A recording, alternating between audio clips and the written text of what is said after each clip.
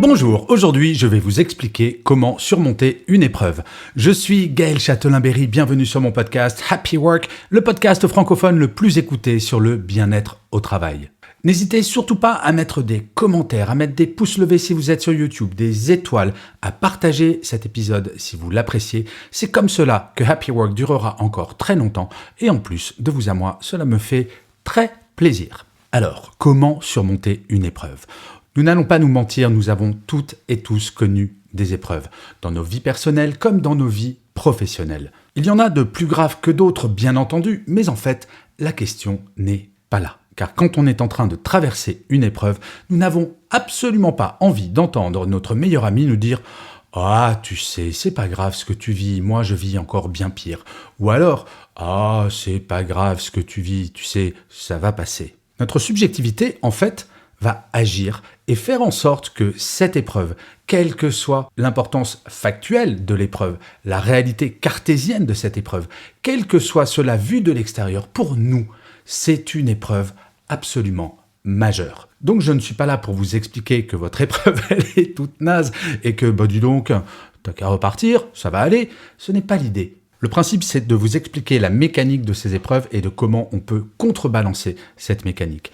En fait, toute épreuve, quelle qu'elle soit, va vous envoyer des émotions négatives qui vont petit à petit envahir tout votre cerveau et assombrir toute votre vie. Notre cerveau reptilien fait qu'une émotion négative a 3 fois plus d'impact qu'une émotion positive. Donc, quand votre émotion négative est très grande, il faudrait 3 fois plus d'émotions positives de la même intensité. Vous imaginez que c'est quasiment impossible. Et c'est pour cela que les épreuves que nous traversons nous font aussi mal. Alors, je suis comme tout le monde des épreuves dans la vie, j'en ai eu, j'en aurai encore, j'en ai en ce moment. Mais en tant qu'hypersensible, j'ai dû petit à petit développer des techniques pour essayer de faire en sorte que ces épreuves ne me tirent pas trop vers le bas. Je ne vais pas vous mentir, je ne vais pas vous donner une recette miracle pour que vos épreuves disparaissent. Non, ce n'est pas l'idée. Mais plutôt des techniques pour faire en sorte que ces épreuves ne vous paralysent plus et vous permettent malgré tout d'avancer. Et pour cela, il y a 3 étapes toutes simples.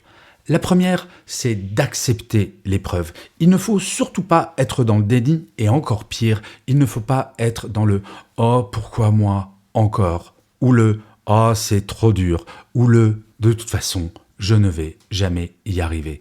En fait, avec ce genre de pensée négative, vous rajoutez de la négativité à la négativité. L'épreuve est là, vous ne pouvez pas la nier. Et ce n'est pas de votre faute si l'épreuve est là, même si vous avez fait une erreur qui a généré cette épreuve.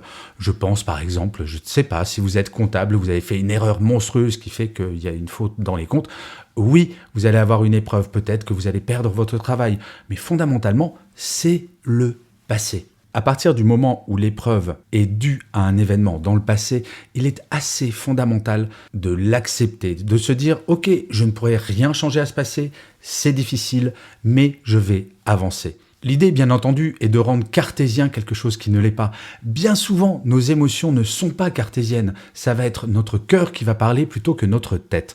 Accepter l'épreuve, c'est faire remonter les émotions du cœur vers la tête. Le deuxième conseil, c'est de vous réserver des périodes de détente. Quand on traverse une épreuve, comme je le disais en introduction, tout devient sombre. Et nous allons avoir tendance à supprimer même les moments qui nous font plaisir. Un petit peu comme si nous avions le sentiment de trahir nos émotions négatives. Je traverse une épreuve, donc je n'ai pas le droit d'être heureuse ou heureux. Donc je n'ai pas le droit de m'amuser. Ça, c'est une véritable erreur.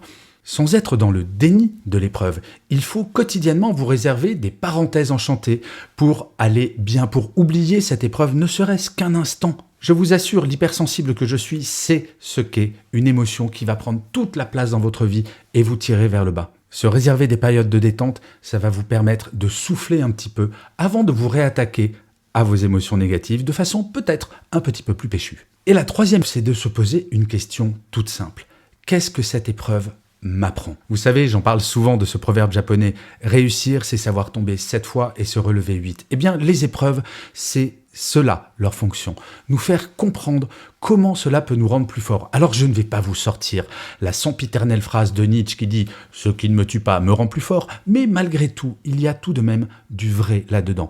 Il faut comprendre en quoi ces satanées émotions négatives vont construire peut-être un tout petit peu plus de force sur d'autres sujets. Peut-être que telle épreuve va nous rendre plus sensibles, peut-être que telle autre épreuve va me rendre plus attentif aux autres, peut-être qu'une épreuve va faire en sorte que je vais me replonger dans le pourquoi de cette épreuve et m'apprendre quelque chose pour faire en sorte que cela ne se reproduise jamais. Bref, il faut aller fouiller dans toutes les mécaniques de cette épreuve pour savoir qu'est-ce qu'elle m'apprend. Alors, quand l'épreuve vient d'arriver, bien entendu, ce n'est pas aussi simple que cela, mais quand on commence à prendre un peu de distance, il faut impérativement tirer quelque chose de positif de l'épreuve. Sinon, à quoi bon? Cela voudra juste dire que, j'en ai bavé pendant des semaines, des jours ou des mois, tout ça pour rien. Mais non, justement, la vie nous apprend le bon comme le mauvais.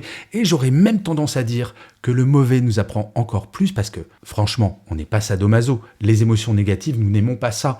Donc il faut se servir de l'épreuve que vous vivez au moment où vous vivez cette épreuve pour faire en sorte que vous ne le reviviez plus jamais. Vous l'aurez compris, il ne s'agit en aucun cas de dire que vous êtes faible, de dire que si une épreuve vous abat, vous êtes vraiment trop nul. Non, bien au contraire, il faut accepter nos faiblesses.